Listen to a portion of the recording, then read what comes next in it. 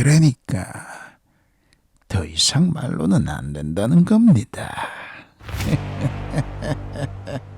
지금도 조정 밖은 불타고 있어. 말보다 눈이 더 날카로워졌군요. 조정은 곧 갈라진다.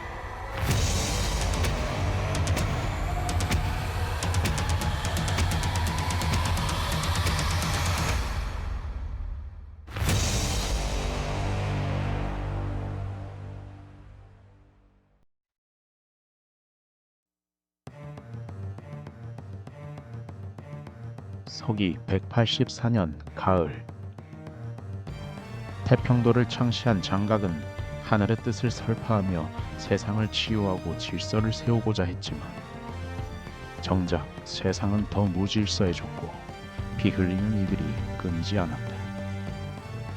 병을 낫게 하겠다 외치던 그는 결국 자신의 병조차 어찌하지 못한 채 그 하늘로 돌아가고 말았다. 어스름한 동굴안, 황건병 수십 명이 둘러선 가운데 장각은 천천히 두 손을 들어 올린다. 입가에 핏물이 맺혀 있다.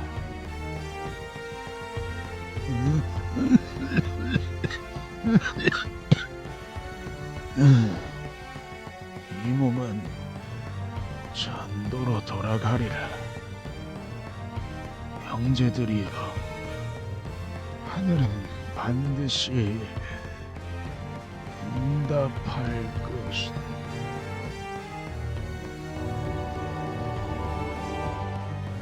그가 들고 있던 누런 깃발이 툭 떨어진다. 병사들이 무릎을 꿇는다. 그중 일부는 오열한다. 그가 죽자마자 황건군의 중심은 무너졌고 조정은 이를 기회로 삼아 각지로 진압군을 보내기 시작했다. 형주, 산동, 하북 등지에서 전투가 연이어 벌어졌다. 공손찬, 손견, 황보숭 등이 군을 이끌었고 조조는 그중 일부 진영에서 활약했다. 그러나 싸움은 끝이 아니었다. 문제는 싸움이 바깥에서 끝나지 않았다는 것이다. 황건을 진압하는 동안 조정은 조용히 갈라지고 있었다. 하진은 자신의 세력을 키우기 위해 지방 병력의 증설을 추진했고 조절중은 이를 권력 확장의 신호로 보내며 내심 경계하고 있었다.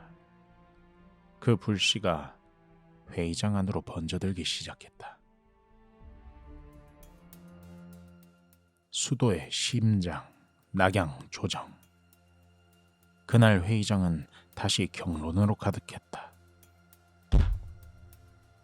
황건의 반란이 그리 쉽게 끝날 것 같았는가? 지금도 각지에서 들불처럼 남아있어.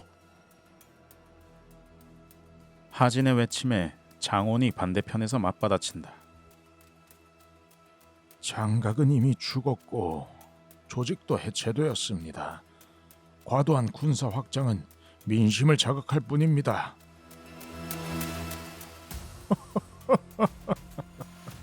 지금도 산서와 예주에선 도적이 출몰하고 있고 장부와 장량이 아직 살아있다는 보고도 있어.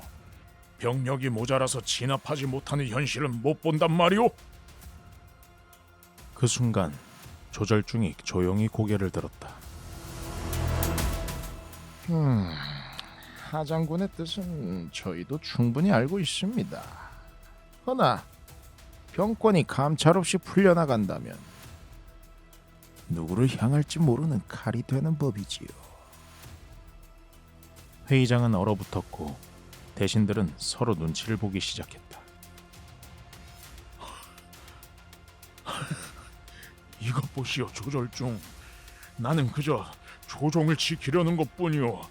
자네는 지금 그조차 맞겠다는 말이오? 군은 움직일 수 있습니다. 다만 감찰 없이 움직여서는 안 된다는 뜻이지요. 밖은 불타고 있는데 그대들은 서책만 붙들고 있구려. 도대체 어느 때를 기다리잔 말이오? 회의는 중단되었고 대신들은 흩어졌다. 장우는 조용히 조절중에게 다가왔다. 하진은 단순한 무장이 아닙니다. 겉으론 조정을 위하는 듯하지만 속으론 제 세력을 키우고 있죠. 이런 말씀 드리긴 조심스럽지만 조정이 조정답게 굴 수 있어야 한다고 생각합니다. 예전엔 말보다 눈치를 앞세우던 자였지요. 그런데 칼을 쥔 뒤론 말이 앞서고 눈은 점점 날카로워졌습니다. 그러니까 더 이상 말로는 안 된다는 겁니다.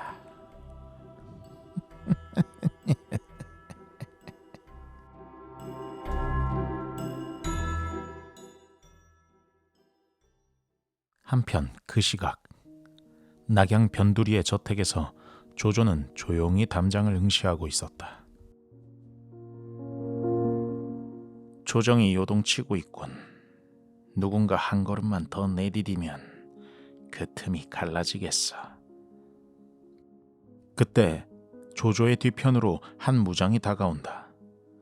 그는 조조와 함께 자라난 먼 친척으로 평소에 충직하고 과묵한 성격으로 알려진 인물. 그의 이름은 하후돈이었다. 황건족 소탕에 이토록 나서고 있는데도 왜 조정에선 아무 말이 없을까요? 이럴 땐 공이 무색해지는 기분입니다. 조정이란 곳은 늘 늦게 깨어있는 짐승이지.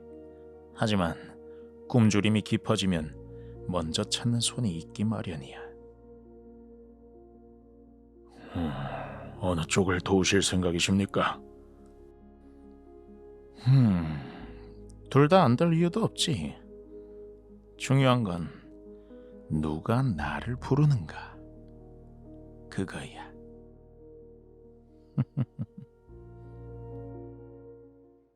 그 무렵 낙양의 대장군부 하진은 조정 대신들이 황건 잔당 진압을 놓고 또다시 결정을 미뤘다는 보고를 받고 있었다.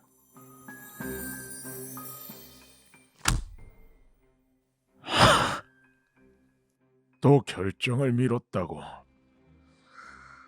조정 안에 믿고 부를 만한 인물이 하나라도 있었으면 좋을 텐데 다들 눈치만 보고 있으니.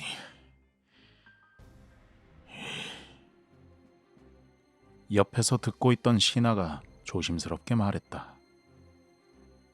듣자 하니 조조라는 인물이 요즘 조정에 발을 들였다고 합니다. 환관들 사이에서도 그를 눈여겨보는 이들이 있다고. 판단도 빠르고 입이 무겁다고 합니다. 조조라. 그래, 지난번 회의에서 잠깐 언급됐었지. 조정 내 여러 세력과 무관하게 신뢰받는 인물이라면 더더욱 우리 편으로 끌어들여야지. 조정이 더 기울기 전에 말이야. 불러보도록 하지. 같은 시각 조정 감찰청. 조절중과 장호는 서류 더미를 들여다보고 있었다. 이게 하진이 새로 편성한 병력 명단입니다. 장안 외곽에서만 3천이 넘어요. 이건 이미 자의로 군을 증설한 겁니다. 황제의 허락 없이도 가능하다는 선례가 되면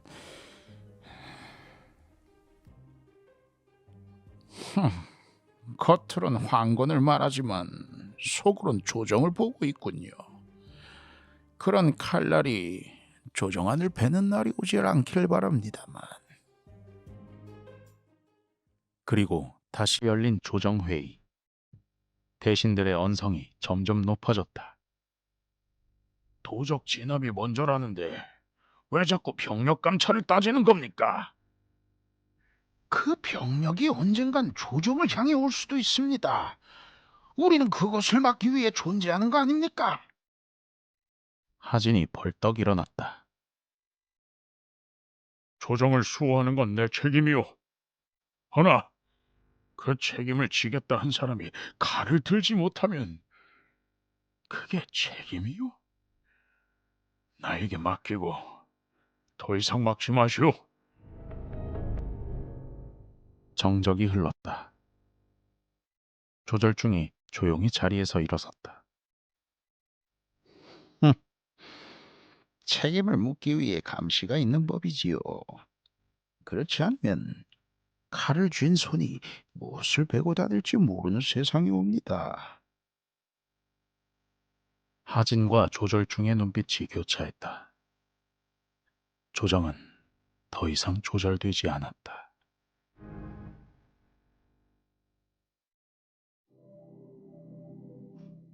그날 밤 조조는 누군가의 서신을 들여다보고 있었다. 글귀는 짧았지만 그 무게는 가볍지 않았다. 하진 쪽에서 말에 오를 채비를 하는 것 같습니다. 코삐를 쥐기 전에 말에 눈부터 봐야 하는 법이지. 어디로 갈지 모르는 말은 낭떠러지도 길이 된다지.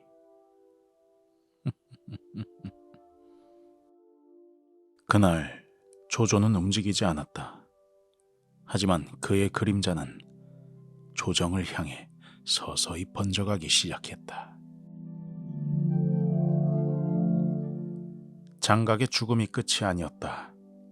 그의 반란이 남긴 불씨는 낙양 조정 안에서 다시 타오르고 있었다. 힘을 가지려는 자, 막으려는 자, 그리고 그 사이를 걷는 자. 이제 조정은 조절 중이다. 아니, 조절 중이다.